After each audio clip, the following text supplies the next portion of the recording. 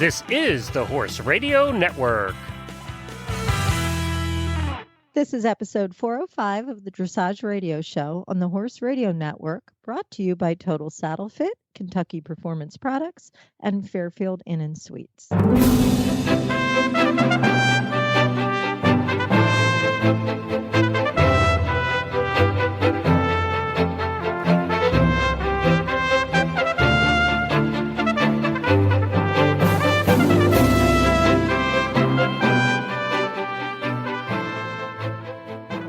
This is Karen Abatista from Sarasota, Florida. And Tim Christensen from Mayaca City, Florida. And you're listening to the Western Dressage episode of the Dressage Radio Show. Greetings, Tim. How you doing? Good. How are you? I am awesome. I've been having so much fun. I went trail riding yesterday for miles. I saw that. I know, for miles and miles and miles, which is absolutely just, first of all, this is the second time I've gone. And the first time I took, one of my dressage horses, and I'm out with all these endurance riders, and I've got the horse in the frame who's kind of doing this nice collected canter for, miles down the trail. And looking around and trying to figure out where the letters are so he can know where he's going. So now, take two. We go yesterday, and I'm on Dr. Wendy Ying from the Dressage Radio Show. I'm on one of her fox hunters, and we just go wide open. It was so much fun. It's like when you were kids and you just went and you went out. It didn't matter what you looked like. It didn't matter, you just ran, and that's what we did. And I've realized that as a dressage rider, I'm just far too controlled all the time. Yeah, it's fun to let loose and let go. It is. Hard. Yep. And the horses had a great time too. I do have to say they had a blast because, there's only so fast you can go in a 20 by 60 meter arena. Yep. So, and then my other exciting thing is, I've been working with my project horse, Decadence. Some of our listeners might be familiar with him from the blog that I do on my website. But I had kind of reached this plateau because he's been recovering from EPM. And, we're making progress, but we've got a lot of challenges in asking him to go forward because he just remembers that forward hurts. And a lot of time when forward hurts, it was when he was working in dressage in that collected frame and on the bit, and he just doesn't want to go there anymore. So on a whim last week, I just went in my tack room and I grabbed Monty Roberts' dually halter, which is, just this halter with a rope noseband, and I attached some reins to it. And I took him out and I decided to see what he would do bitless. And it was phenomenal. It really was. It was just, Is that the video you showed me? Yes. I think it was on Saturday. Yep. He was gorgeous. Yep. Yeah. And he just went in this nice floaty trot, and he was just happy, and he was relaxed over his back. And, again, I think the theme of this is just, sometimes you've got to think out of the box. You have to think, and it was really fun. And I did I need to do a shout out to Debbie Lauk, his Monty Roberts' daughter, and she also has a show on the Horse Radio Network on horsemanship. And it's just amazing the difference it made. So anyway, those are my two main things. I like that though. You thought out of the box and out of the arena with the other horses. So we need to go somewhere with that sometime. Yeah, think out of the box, out of the arena. I'm going to interject a gold star and sparkles for Karen this week, please. Debbie will get that one. She'll listen to the show because she listened to all the shows. Debbie will get the whole gold star and sparkles. Okay, so anyway, we have a great show coming up. Going back into the sandbox, we're going to be talking to Joyce Swanson, who's chairman of the WDAA Educational Committee. And Joyce was instrumental in writing the original Western dressage tests that have been in use for the past 4 years. And for those of you who don't know, you probably need to know that the test changed on February 1st. Otherwise, you're going to be hearing a lot of bells in your future or whistles. So, new test February 1st, and we're going to talk to Joyce about the whole test writing process and about, how she got into Western dressage and where she sees it going. And also, we have joining us today Tori Blankenship, who is a world champion Western dressage gaited rider and the owner, proprietor of Western dressage riding gear. And we're going to talk to Tori about saddle fit for the Western rider, which is something us dressage divas, we kind of obsess over. But Tim, how many saddles do you ride in? I have 5 or 6. Oh, see, now I was thinking you were going to say 1. So, all right. Well, there goes my theory. Okay. Yeah. All right. Well, then, all right. So my theory's blown on that one, but we're still going to talk to Tori anyway.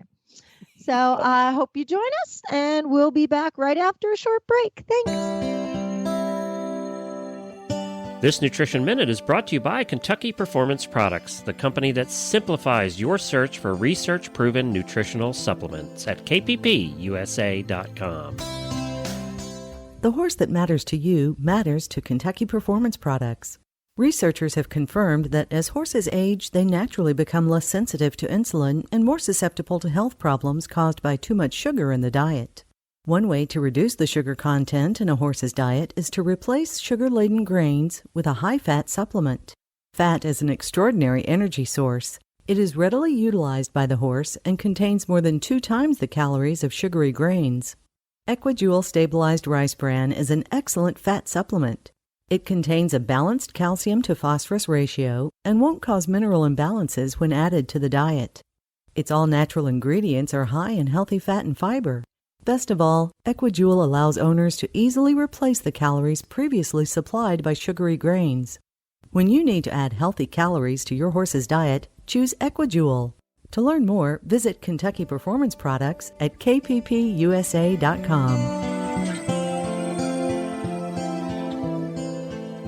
Joining us today is Joyce Swanson. Joyce Swanson is the chairman of the Education Committee for the Western Dressage Association of America and has been intimately involved with creating the new 2017 Western Dressage test. Joyce, thanks for joining us today.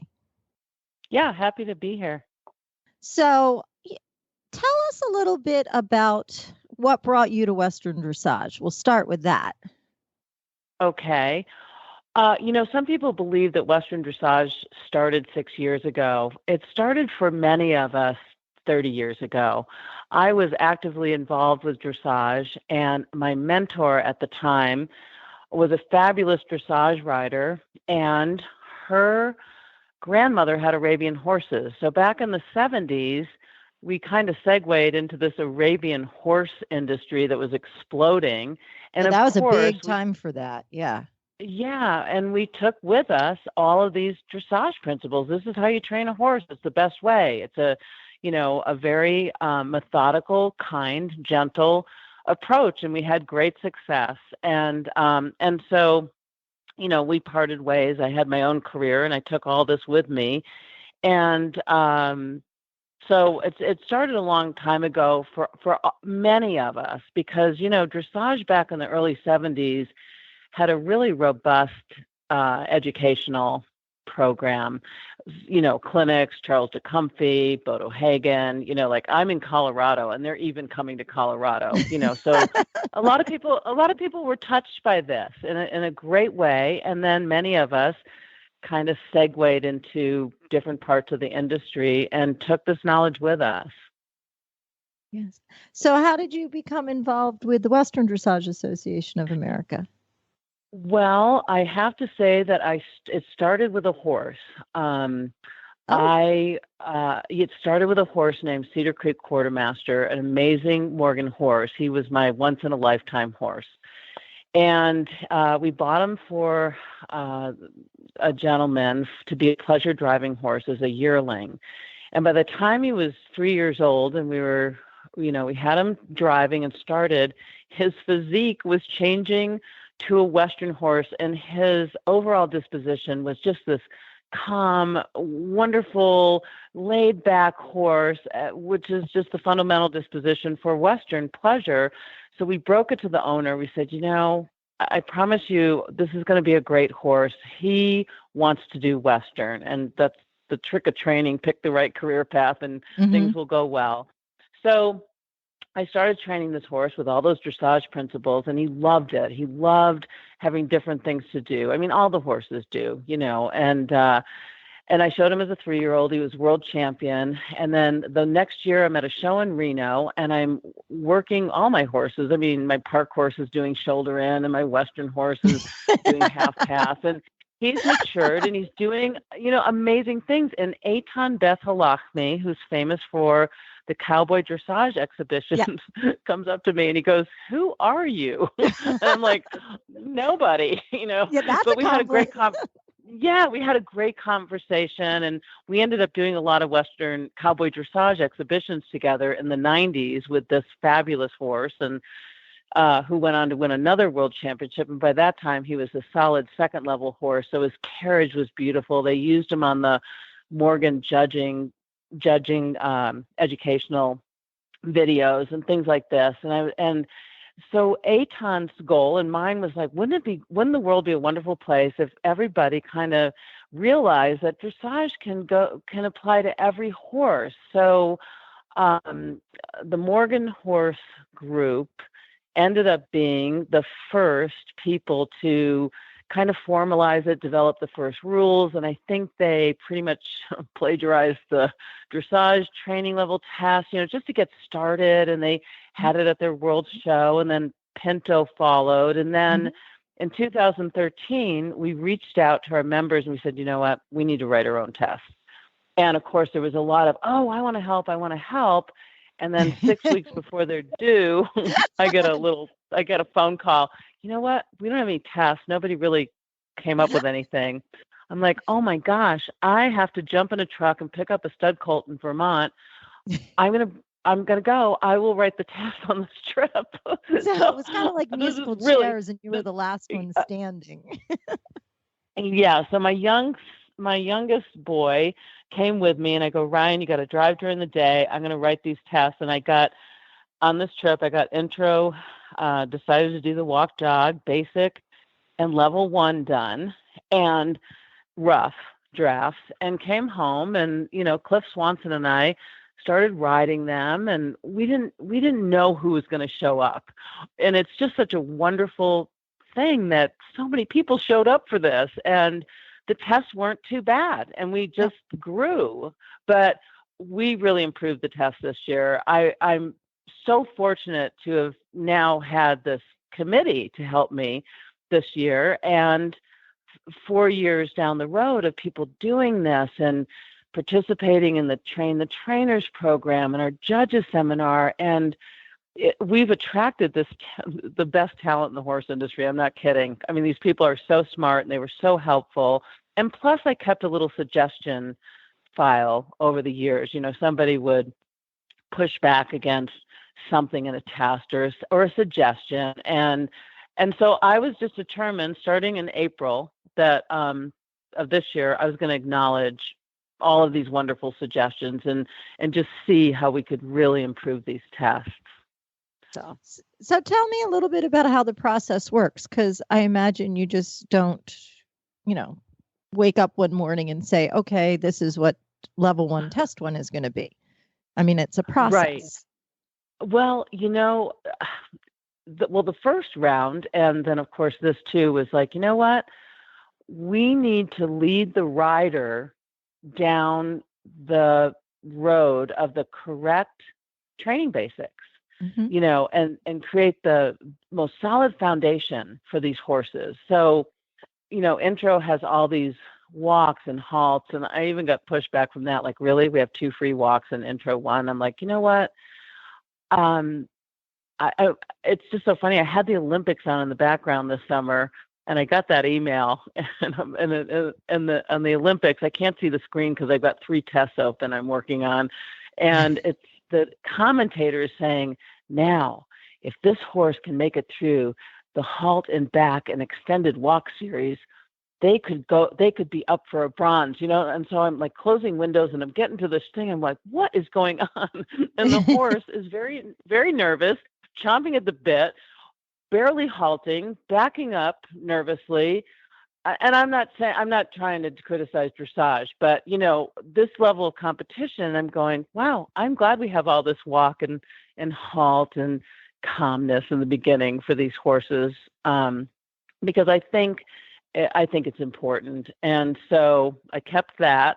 And like I said, kind of a training scale. We had more like smaller incremental steps this year to build bridges between tests and levels, and pretty much hint at this proper training all the time. Like for, dressage does this anyway. What happens before the next movement is very much an important element to prepare you for the next transition and movement. Yeah, absolutely. So that's really key. That was really key. And also having, of course, the Western horse in mind, we placed transitions a little differently and brought back the turn on the forehand, and then put it with a turn on the haunches, because our horses are handy, and you have to really maneuver both ends of a Western horse. And really I rode that yesterday. Oh, did you? That's fun. Yeah, I was like, oh, okay, I can do this. Yeah, that's second and just 3 or something like that. And as thoughtful as we could be about, like, let's say level 1, test 3. We introduced the first half turn of the haunches / pivot. You can choose through second level. Some horses are inclined to pivot. Some horses need more forwardness, and the trainer will decide, well, I better kind of do the turn on the haunches and use those fundamentals. But this year we did it out of, the corner between K and A. Just kind of, you're at the working walk after the free walk, and you can bend your horse, send that message, get them supple, and know that it's a movement with bend, and prepare. So I really, really focused on preparing. And yeah, so it, and of course I had great feedback from people, and I asked a lot of my committee, and they were all very committed, and they had 4 years doing Western dressage. So now I have experienced people that have students that have an issue or another. Like one very good friend, fabulous trainer and Western dressage judge, said, you know what? I'm having trouble getting my students from basic to level 1. And I'm like, yeah, you know what? That's always a problem. Like, people get stuck at training level. How can I get them to like the fun thing of a leg yield or something? So level 1, test 1, we made a leg yield from the quarter line from a 15-meter I noticed circle. that was a big change. Right. A little baby leg yield. Yeah, like help the horse. Don't ask too much of your horse. You're going to develop a willing partner. So it's all about that. It starts with the mission statement of a discipline or a breed that you work for. And our mission statement, number 1, is honor the horse. And so we've attracted these amazing horse lovers, from all over the world, and from 29 different breeds at our world show. I'm so proud of that. And everybody's understanding this more. We had a lot of pushback in the beginning. I remember Eitan and I fielding a comment out in California. We had just done doing this really great, fun performance in Del Mar. And a dressage person, really high-level dressage person, said, that's not dressage, And I'm like, yeah, probably not really. But, people will enjoy, I just kept thinking, people will enjoy maneuverability of their horses, and they really are. So they're more rideable. And So honor the horse was number one, and develop these harmonious partnerships. So I think we're doing that, and I think we're doing it more with the new tests. So ask me some test-specific questions. It sounds like you've reviewed them all. You're kind of familiar with them. Yeah, well, I've had a little crash course in level 2 because on 2 days ago, I was requested, they needed another horse to do level 2 at a rated show this weekend because there's so many apprentice judges and they need to have so many level 2 rides. So yeah, I'm learning those tests pretty damn quick. Right. And level 2 isn't level 2 tests 1 and 2 aren't very much different from the last ones. You know, we introduced children in the first one, then haunches in the second one. And the other stipulation was I had to shorten all the tests. The board of directors, show management, they're going, these tests are too long. And I'm like, yeah, they probably are because the horses are jogging and loping. But, well, there's not so many boxes jogging. From a judge's point of view. And then the bracketing. Oh, my gosh. Yeah. You know, I'm just going to tell you, disclaimer, I had nothing to do with the bracketing. I handed over my test. I don't know who did the bracketing. And it wasn't until I started judging, I was like, oh my God, these brackets are terrible. You know, I don't think as riders you pay as much attention, but as judges, yes. So that's all improved. I think our directives are improved. We refined the purpose on each test, you know, so yeah. But it seemed like you made it, there was a pretty big leap in the old test from level 1 to level 2. And then level 3 didn't seem as challenging of a step up. And now it seems like it's a little bit more of an even progression. I don't know. Maybe that's just my impression. Well, here's an example of building a bridge between levels. So let's, you know, if you look at level 1, test 4, I got a little bit of pushback. They're like, really? You're going to do a level 1, we introduced a lope to walk. And it happens again at the best possible place out of a corner so that your horse is, you know, deeply on the aids. Use your corner. The half halt, you got to nail that corner. The half halt is available. Your horse is connected if you did a proper corner.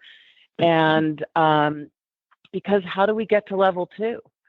You know, so those bridges are hard to develop without offering a challenge in the last test. Just throwing something out there that, because level 2 is going to be all collected gaits and lots of lope to walk, you know, and walk to lope transition. So now level 3, well, all the way around, we wanted to pare back everything. So when we got to the end, we never get to half pass at the lope in level 3. So level 4, we're going to start with that. So, level and when will the level 4 tests be out? Because I'm working on them. I'm trying not to promise June. They're going to be unofficially released before next year, and then officially released on the February 1st date. And so, you know, we're encouraging people to ride them. If they're not officially released, if I get some feedback on them that we need to tweak them a little bit, you know, that can be done too. I'm trying to see, I'm looking at level 2 test 4, no new requirements, kind of a review of everything. And level 3 test 1, we start with half passes from a half circle. So where's the disconnect from level 2 to level 3, to go back to your previous question? No, I think they flow nicely now. Oh, I got you. You said in the old test. No, in the old test, it was level 2 almost seemed harder than level 3 for some of my students. Just in the way the movements were placed. And now it really seems like it flows better from 2 to 3. Oh, yeah, we're going for it. We're not going to do walk pirouettes. I mean, people, like, we had to retire turn on the haunches after level 2, because can you picture a horse catching a steer just doing this walk pirouette change direction? It just wasn't going to work. Yeah. And we have to honor the Western. People love Western. Eitan moved here from Israel because he wanted to be a cowboy. We've exported this fabulous icon of the American cowboy all over the world in film and in the stock horse breeds. And the Western dressage is kind of like, it's already there. People are embracing the tack, the saddles. There's more security in a Western saddle for people that thought they were retired and are coming back. So anyway, it's been fun. Thank you so much, Joyce. You're welcome. I'm looking forward to the progression. I'm having a blast. It's so much fun. And we might have to get you back on when those level 4 tests come out. Sure. And the tests have been fun. We've been riding them now for a week. Oh, good. For a couple of weeks, and love them. So I think you did a great job. Thank you. Yeah, I'll be judging them next week for the first time. So that'll be fun too with the new bracketing. So. All right. Well, thank you so much. It was wonderful speaking with you today. Fairfield Inn and Suites North by Marriott Lexington is the ideal hotel for you, as they are the closest hotel to the Kentucky Horse Park. They have the most spacious guest rooms and suites in the area, and they're only 4 miles from downtown Lexington. Fairfield Inn and Suites North offers complimentary breakfast, free Wi-Fi throughout the hotel, free parking, a business center, an indoor swimming pool and jacuzzi, an outdoor patio with grill, laundry facilities, and much more. You get hungry, Cracker Barrel is located right next door, and there are 4 other dining options available within walking distance for breakfast, lunch, and dinner. Of course, Lexington is known for the Kentucky Horse Park, University of Kentucky, Keeneland, and the historical Kentucky Bourbon Trail. Enjoy a terrific hotel experience while you're touring Lexington. There's no denying that the Lexington North Fairfield Inn & Suites is the best value in town and will meet all your hospitality needs. Just Google Fairfield Inn North Lexington and make your reservations today.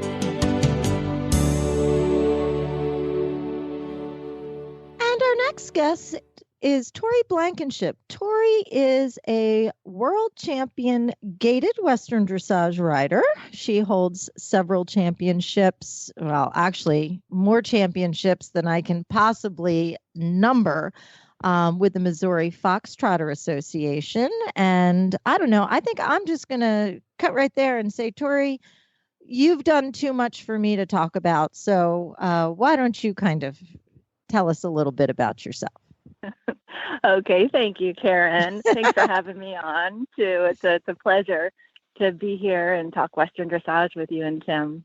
So my background with the gaited horses, I actually met my husband through horse shopping for a gaited horse for my mother, who was a adult beginner and found the trot of stock horses not too pleasant. So I went in search of a gaited horse and found my husband now, Bud. He had a lovely foxtrotter for sale, and we purchased. So was that this like a horse gift from with Bud. purchase? You bought the horse and got the husband? Get a I husband. think I might have to shop where you shop. That's right. Well, that's what happened. I started riding my mother's horse more than my quarter horses, so I went back and bought another horse from Bud, and then a third horse from Bud, and then I realized it's probably less expensive just to marry this fantastic guy who has these wonderful horses. So that's when that was 12 years ago, and the number of amazing horses that have blessed our family is wonderful.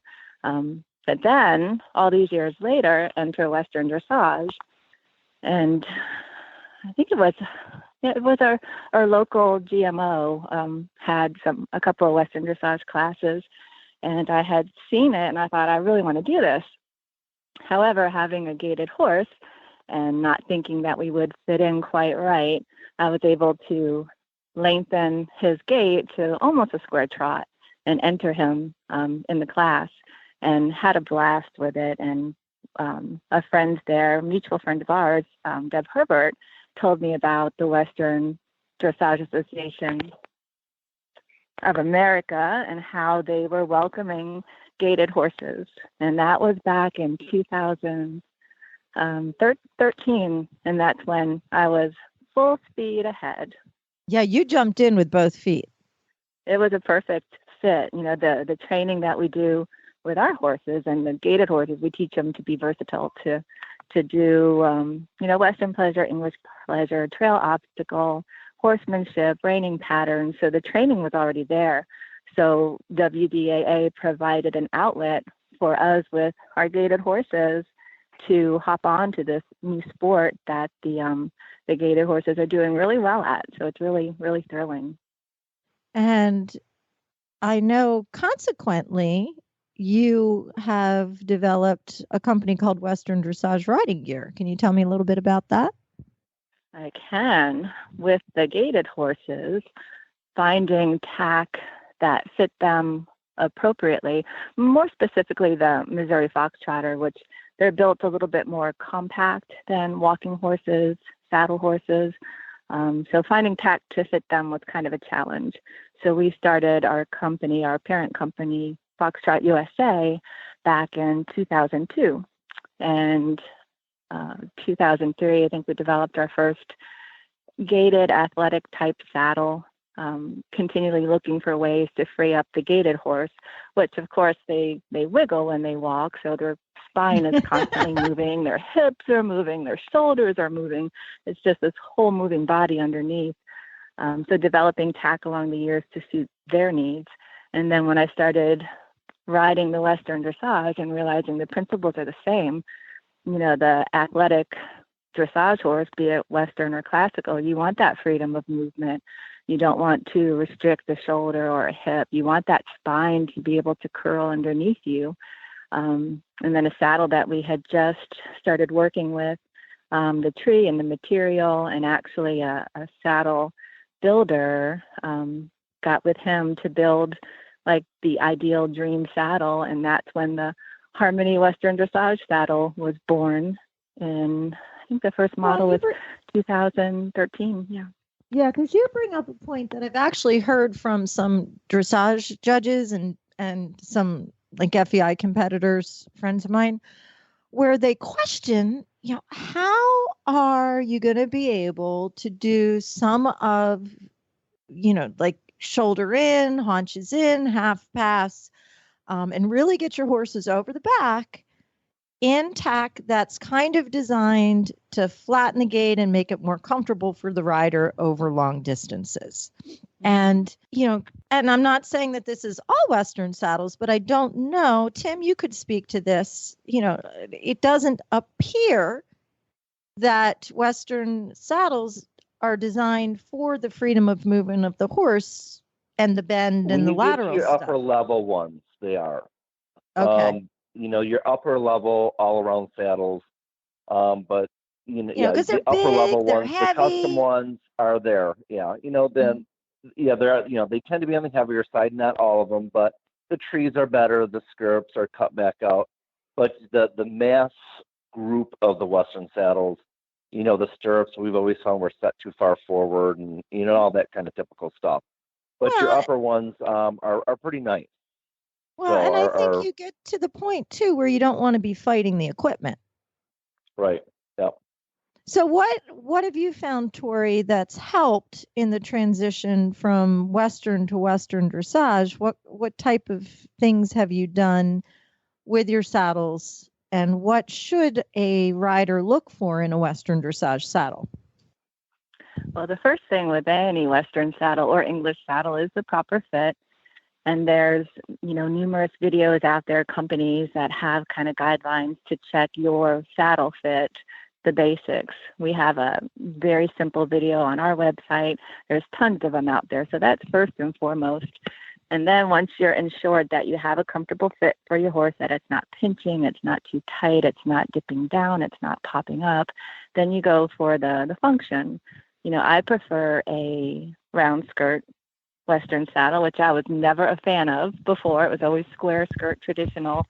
With our horses in the shorter back, we stuck with the shorter skirt length. So even in the square skirt, it's a 26 inch. So you have a horse that can curl around without the back of the skirt getting in the way. Even if it's a perfect fit and you're asking a horse to do, say, a 10 meter bend, if they feel the corner of a long skirt of a saddle that fits properly, if they feel that, they're not going to, most of them intentionally push through it. They're going to feel pressure, even though it's not bad pressure, but they're going to feel that pressure and they're going to stop. They're just going to, that's all I can go. There's something there. I'm not going to push through it. With the shorter skirts, with the rounder skirts, they don't have that pressure, be it not a bad pressure, but they don't have that skirt there. What we did with the Harmony saddle, it's available in the round skirt and the square skirt, the shorter skirt, which is 26 inches. The bars are made of a elastomer material. Well, let's go before that. It's a standard tree saddle. It's not a treeless and it's not a flex tree. It's a solid tree. The pommel and the cantle are wood. They're fixed on the bars, so it's a regular tree saddle. But the bars, instead of being made of a rigid material like wood or fiberglass or some type of wrapped wood, the bars move just a little bit with the horse, just like the rubber sole of a great work boot or athletic shoe. It provides support, but it moves with your foot. So that helped with our horses tremendously with the movement, along with a little bit of a tiny bit of flare in the front to go ahead and free up those shoulders, and a tiny little flare in the back as well to go ahead and encourage those hips to move around for the supple bend in the back. And then the liner of the bars, instead of traditional fleece on the bottom or felt, the liner on the bar of our saddle is a material called Silkush, which is a patented material. It's actually the padding that's in wheelchairs. Aerospace uses it for people that are going to be sitting for long times. It prevents pressure. Tush for your tush. Yes, exactly. And it doesn't break down like neoprene or gel spreads away. It's there for good.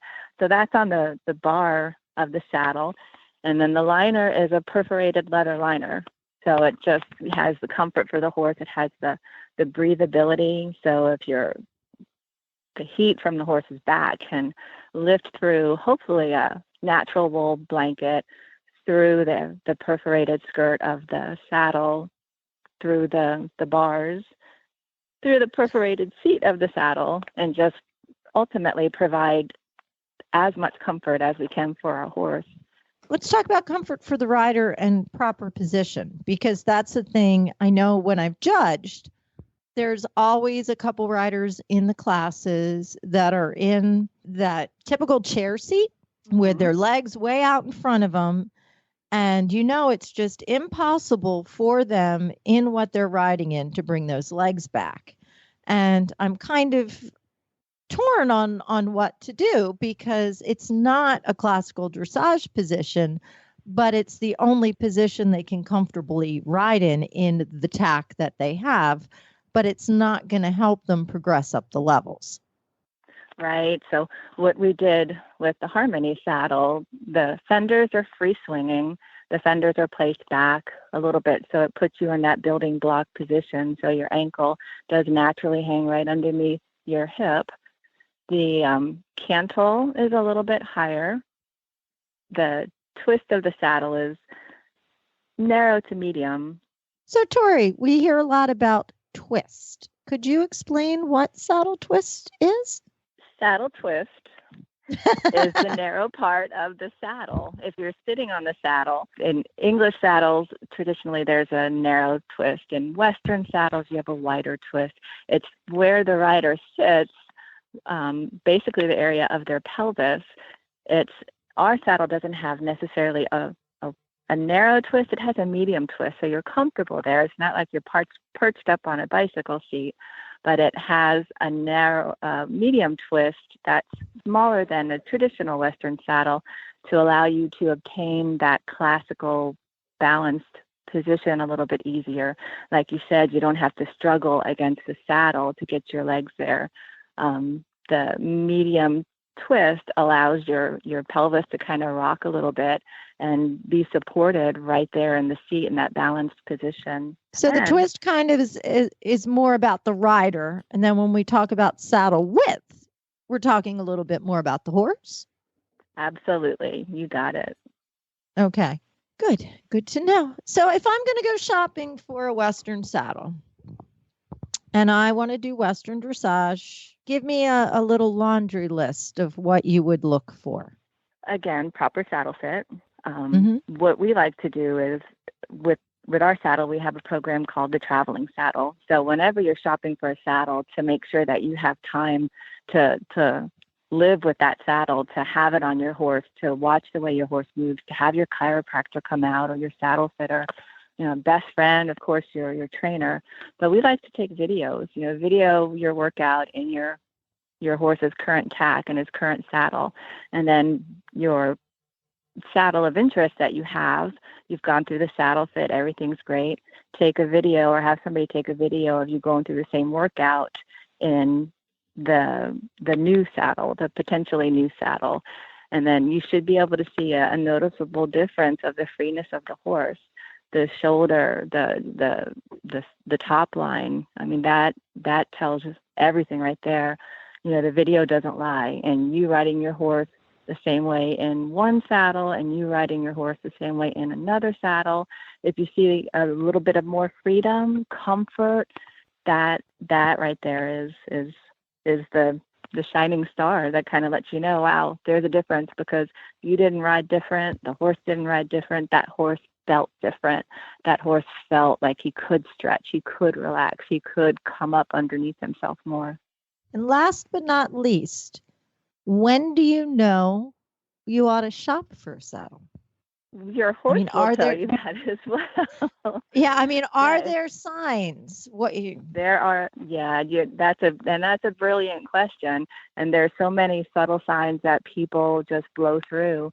If your horse starts behavior, if you go to tack up your horse and they're pinning their ears, and we've had a horse here that would do that. If your horse refuses to pick up a lead, if your horse won't lengthen or won't try to lengthen, if you're starting to work on, leg yields, if your horse can't or won't, and, if you ever feel like your horse is having a problem trying to figure out what you're asking them to do, and that your aids have been clear, the communication between you and your horse are clear, but if you feel like physically they're not able to or they're not comfortable to give it a try, that's when you really need to take a good look at the saddle that you're using and make sure that it fits the description. I mean, Western dressage, the moves are, terribly different than a horse that's working cattle.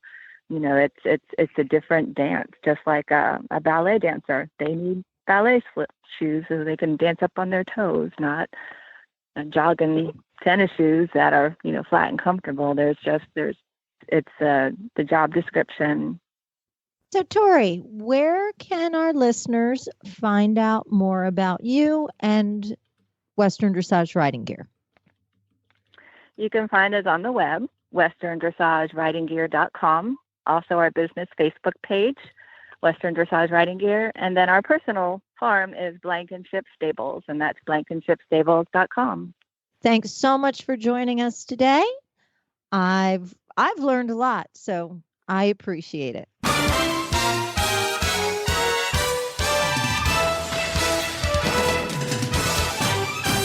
This week's dressage training tip is brought to you by Total Saddle Fit, home of the shoulder relief girth at TotalSaddleFit.com. Our Total Saddle Fit tip of the week is brought to us once again by Jack Aristotle Ballou, author of 101 Western Dressage Exercises. Hi, it's great to be with you again. This week, I wanted to talk about exercise number 33, which I call turn both ends. And the reason that this exercise is an effective one is because it combines both turning on forehand and turning on haunches.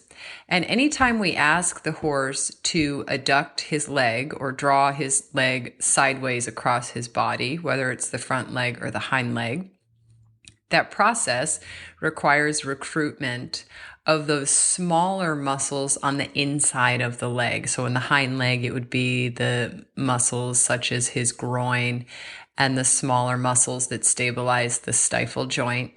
In the front end, it would be the pectoral muscles and the muscles on the underside of the scapula. And those are hard muscles to access in our normal everyday riding. So this exercise targets those small muscles, which are so important for improving lateral work. And they also generate a neuromuscular reorganization in the horse. So in other words, they generate new movement patterns when you target those smaller muscles rather than the big surface muscles the horse typically uses. So the way you do this is you start out in a nice brisk working walk going straight down the rail, and then you stop at the letter E, and you want to make a nice balanced stop. And then you make a 180-degree turn on the haunches, followed by going immediately into a nice brisk marching walk down the straightaway through the corner. And then at A, you stop and you ride a 180-degree turn on the forehand. And then you just keep repeating that. And the reason that I separated the turns with the forward marching walk is so that you have a chance to refresh the forward energy. A lot of times when you're working on turns like this, where the horse has to cross over, they can get, just stuck. They can grow tree roots down into the sand. And then what happens is their hind legs are pushing out behind them rather than being pulled forward and engaged under the body. So that's the reason for having that nice energetic walk in between the two turns. So you should notice your horse starting to release tension from his underlying muscle chain. He'll be chewing and licking on the bit as all those muscles that connect up into his tongue and his poll start to let go with these turns. And you'll also be making a more symmetrical athlete. So I hope you have fun with that, and it's suitable for horses of pretty much any level. This tip was brought to you by Total Saddle Fit, the shoulder relief girth that Reese and Phillip both love. And here's why. The saddle fit solution you have been waiting for is finally here. TotalSaddleFit.com is proud to introduce the shoulder relief girth. This strategically shaped girth actually moves the girth line of your saddle back over 1 inch, thereby freeing your horse's shoulders from the saddle. Traditional girths pull saddles up against a horse's shoulders and often over the top of the shoulders. The shoulder relief girth's recessed ends allow for the billets to buckle into the girth farther back to give your horse unparalleled freedom of motion. We are so certain that your saddle will fit better and your horse will be more comfortable that for a limited time we are offering a 30-day, 110% money-back guarantee. If you are not totally satisfied with your shoulder relief girth, send it back for a full refund plus 10% of the purchase price. Don't wait. Order now for the best saddle fit solution available. At TotalSaddleFit.com. Visit TotalSaddleFit.com. You can find our show notes and links to today's guests on the website at dressageradio.com. Like us on Facebook, just search for the Dressage Radio Show. Follow us on Twitter at Horse Radio. We want to give a big thank you to our sponsors, Total Saddle Fit, Kentucky Performance Products, and Fairfield Inn & Suites. And don't forget to check out all the other shows on the Horse Radio Network at horseradionetwork.com. If you want to learn more about me, Karen Abatista, you can visit my website, KarenAbatistadressage.com. And if you want to learn more about Tim, You can find me at Training for Life, and that's FOUR, trainingforlife.com. and remember, folks, Have a good ride and enjoy the journey. Thank you for listening.